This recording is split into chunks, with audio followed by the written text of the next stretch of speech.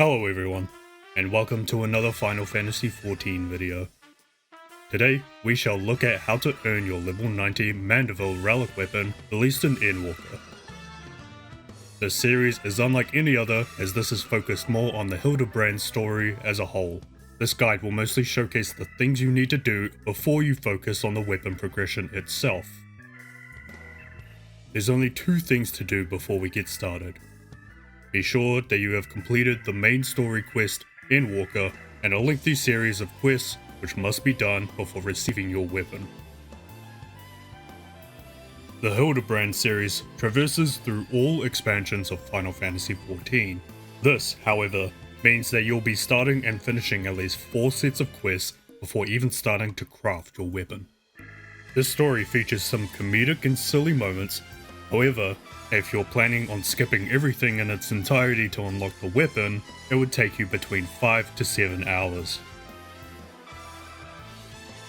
If you're starting from the very beginning, you'll want to accept the quest The Rise and Fall of Gentlemen by speaking with Wymond and Uldar Steps of Nold.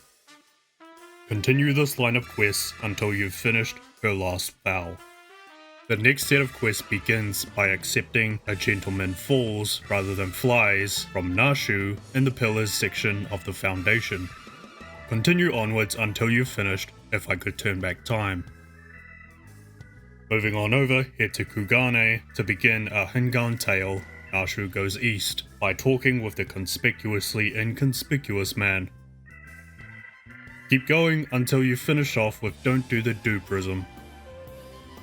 One more line of quests left. Next up is The Sleeping Gentleman by speaking with the excitable youth in Ratzahan. Going down the list, finally finishing off the quest Gentleman at Heart. Throughout the series, you'll be tasked to complete a few trials along the way. Battle on the Big Bridge, the Dragon's Neck, Battle on the Big Keep, Kugane Hohashi, and the Gilded Araya. All of these, with the exception of one, can be completed unsync with a level 100 job by selecting Unrestricted Party in the Duty Finder settings. The Gilded Araya is the exception of this, however it could be possible if you gather a few friends to group up. If you're planning on queuing for this duty normally, I would recommend queuing at peak hours, as this is a duty that not a lot of people have unlocked.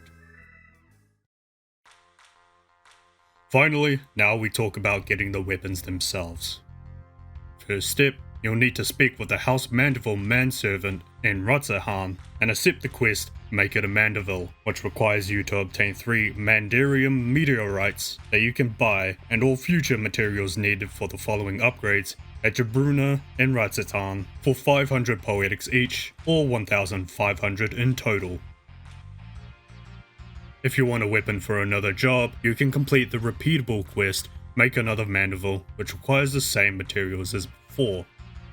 To upgrade your weapons to the amazing Manderville quality, you'll accept the quest Well Oiled, which will ask you to obtain pieces of complementary chondrites, which you can buy at Jabruna again for another 500 poetics each. Next step is the Majestic Manderville weapon. A Spirited Reforging will require you to turn in 3 amplifying chondrites, which you can find yet again at Jabruna for another 500 poetics each. Do you understand a pattern here? Finally, the last step, the Mandervillous upgrade. Accept the quest Resonating with Perfection, and once again, return to Jabruna to buy yourself 3 Cosmic Crystallites for 500 poetics each. Keep in mind that you can also change the weapon's attributes by speaking with the Manderville Alchemist next to the Manservant at the cost of 1 Cosmic Crystallite. And with that, you have been rewarded with the Endwalker Relic weapon.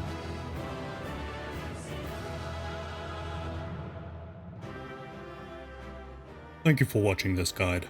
If you enjoyed it, give it a like and consider subscribing for more content like this. Good luck out there and take care.